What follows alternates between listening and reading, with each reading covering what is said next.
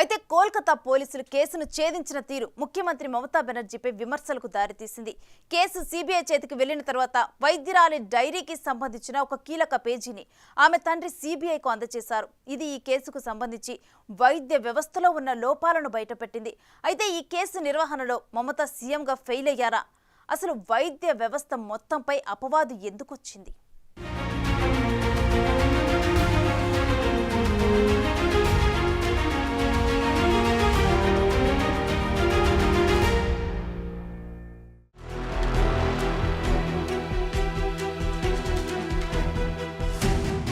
కోల్కతాలోని RG Kar medical college హాస్పిటల్లో జరిగిన అత్యాచారం హత్య కేసుకు సంబంధించి 8 మంది వైద్యులు ఇతర వైద్య సిబ్బందిని సీబీఐ ప్రశ్నించటానికి పిలిచింది. ఇందులో కాలేజ్ మాజీ ప్రిన్సిపల్ ఘోష్ను కూడా సీబీఐ విచారణకు పిలిచింది. అలాగే రెసిడెంట్ డాక్టర్లు, బాధితురాలి సహోద్యోగులను కూడా సీబీఐ విచారణలో ఉన్నారు. ప్రస్తుతం తదుపరి విచారణలు జరుగుతున్నాయి.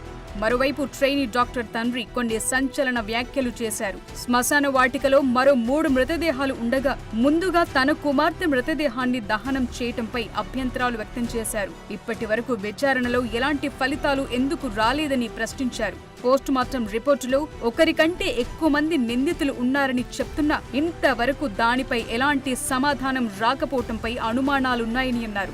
మొదటి నుండి ఆసుపత్రి డిపార్ట్మెంట్, మెడికల్ కాలేజ్ అధికారులెవ్వరూ సహకరించలేదని, ఈ ఘటనలో మొత్తం డిపార్ట్మెంట్ ప్రమేయముందని ఆరోపించారు.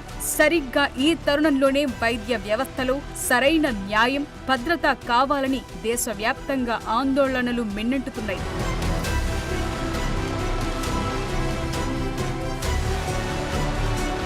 ఇక పశ్చిమ బెంగాల్ సీఎంగానే కాకుండా ఆరోగ్య మంత్రిగా, రాష్ట్ర హోంమంత్రిగా కూడా ఉన్నారు. అంటే ఈ కేసుకు సంబంధించిన అన్ని విభాగాలు ఆమె పరిధిలోనే ఉన్నాయి. అలాంటిది ఆమె ప్రభుత్వం దర్యాప్తులో విఫలం కావటం ఆశ్చర్యంతో పాటు అనుమానాలను రేకెత్తించారు.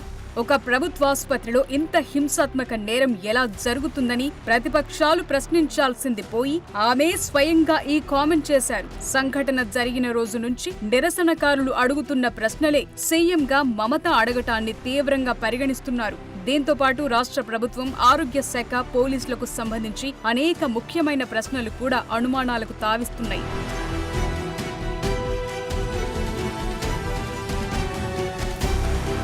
ముఖ్యంగా చూస్తే అత్యాచారం, హత్యకు గురైన వైద్యురాలి శరీరంలో 11 గాయాలుండి ఆమె దిగువ వస్త్రాలు తీసి ఉంటే ఇది ఆత్మహత్య అని ఆసుపత్రి అధికారులు ఆమె తల్లిదండ్రులకు ఎందుకు చెప్పారు?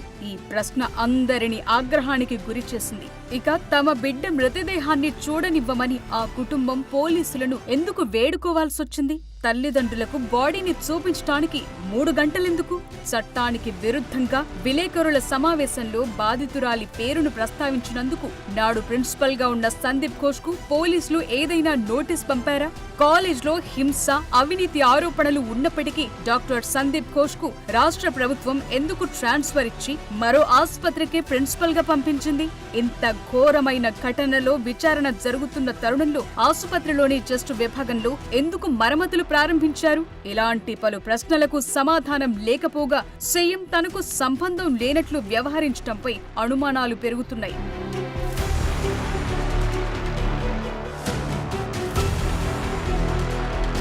గవర్నమెంట్ ఆసుపత్రుల్లో ఇలాంటి పరిస్థితులు ఉండటం ఖచ్చితంగా ప్రభుత్వ వైఫల్యమే అవుతుంది. ఇది మొత్తంగా వైద్య వ్యవస్థకు మచ్చగా నిలుస్తుంది. ఈ ఒక్క ఘటన మాత్రమే కాదు, గతంలో ప్రభుత్వ మెడికల్ కాలేజ్లో పనిచేసిన రెసిడెంట్ వైద్యుల నుంచి వచ్చిన తీవ్ర ఆందోళనలు దీన్ని నిర్ధారిస్తున్నాయి. ప్రభుత్వ ఆసుపత్రుల్లో పనిచేసే వైద్యులు సరైన విద్యుత్ సదుపాయం లేని పేలవమైన నిర్వహణ వాతావరణంలో ఉండాల్సి వస్తోంది. ఆసుపత్రుల్లోని అనేక విభాగాల్లో భద్రతా లోపాలు స్పష్టంగా కనిపించిన దానిపై చర్యలు తీసుకోరు.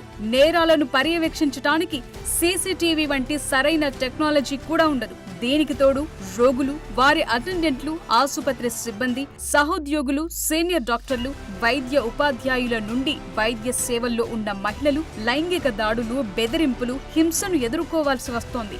మహిళా రోగులు కూడా ఆసుపత్రుల్లో ఇలాంటి హింసనే ఎదుర్కొనే పరిస్థితి ఉంది.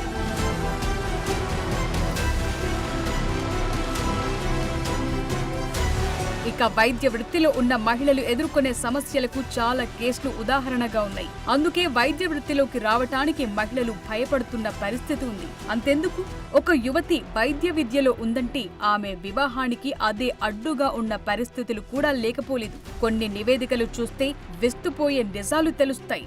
2024 ఫిబ్రవరి నుండి నేషనల్ మెడికల్ కౌన్సిల్ డేటా ప్రకారం మెడికల్ ప్రోగ్రాంల నుండి తప్పుకున్న వారిలో 153 మంది ఎంబీబీఎస్ విద్యార్థినీలు, 1117 మంది పోస్ట్ గ్రాడ్యుయేట్ కోర్సుల్లో ఉన్న మహిళలున్నారు. గత 5 ఏళ్లలో ఎంబీబీఎస్ విద్యార్థినులు, పోస్ట్ గ్రాడ్యుయేట్ డాక్టర్లతో సహా కనీసం 122 మంది వైద్య విద్యార్థులు విద్యాపరమైన ఒత్తిడి, బర్న్అవుట్, మానసిక అనారోగ్య సవాళ్లు, ప్రతికూల పని వాతావరణం కారణంగా ఆత్మహత్యలు చేసుకున్నారు.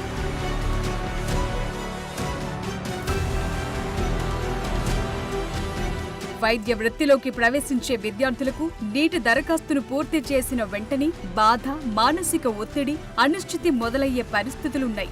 నీటిలో అర్హత సాధించిన చాలా మంది విద్యార్థులు చాలా ఎక్కువగా ఉన్న మెడికల్ సిలబస్ తో పోరాడుతున్నారు. సగానికి పైగా డ్రాప్ అవుట్ చేయాలని అనుకుంటున్నారు. అయితే ఆర్థిక పరిమితుల కారణంగా చాలా మంది కొనసాగాల్సి వస్తుంది. ఇక పోస్ట్ గ్రాడ్యుయేట్ రెసిడెంట్లకు, ప్రత్యేకించి పేరొందిన పెద్ద వైద్య కాలేజీల్లో పరిస్థితులు చాలా భయంకరంగా ఉన్నాయి. ఇదే కారణం వల్ల ఈ కోల్కతా ఘటనలో వైద్య కళాశాలలో నిర్దేశిత విశ్రాంతి స్థలం లేని కారణంగా ఆమె సెమినార్ గదిలో విశ్రాంతి కోసం వెళ్లి విగత జీవిగా మారింది.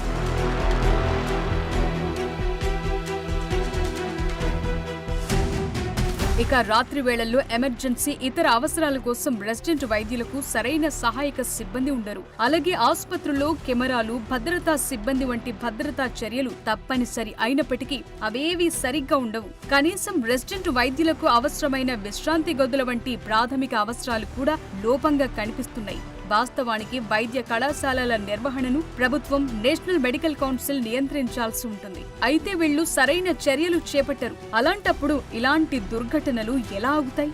రెసిడెంట్ వైద్యులకు సురక్షితమైన, గౌరవప్రదమైన వర్క్ ఎన్విరాన్మెంట్ ఉండేలా ప్రభుత్వం ఎన్ఎంసీని ఆదేశించాలి కదా. ఇందులో ఖచ్చితమైన ఆదేశాలు లేకుండా కేవలం కాగితంపై హామీలిచ్చే ప్రభుత్వాలతో రక్షణ ఎలా దొరుకుతుంది?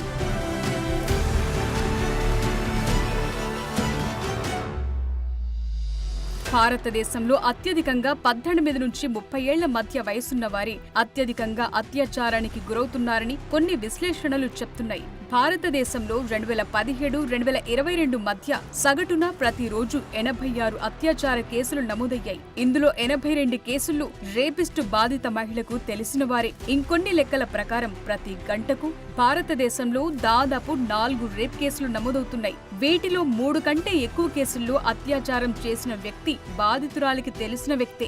ఇక వార్షిక నేషనల్ క్రైమ్ రికార్డ్స్ బ్యూరో నివేదిక ప్రకారం భారతదేశంలో మొత్తం 1.89 లక్షల అత్యాచార కేసులు నమోదయ్యాయి. ఇందులో 1.91 లక్షల మంది బాధితులున్నారు. సగటున ప్రతిరోజు కనీసం ఒక మహిళ పనిచేసే చోటులో లైంగిక వేధింపులను ఎదుర్కొంటోంది. ఇలాంటి వాతావరణంలో ఏ మహిళైనా ఎలా పనిచేస్తుంది? అంటే తిరిగి మహిళలు ఇంట్లోని 4 గోడలకే పరిమితం కావాలా? ఇప్పుడు ప్రభుత్వాలు, వైద్య వ్యవస్థలు ఈ ప్రశ్నకు సూటిగా సమాధానం చెప్పాల్సి ఉంది. ఇందులో వారి బాధ్యతా రాహిత్యం గురించి చెప్పుకోవాల్సి ఉంది.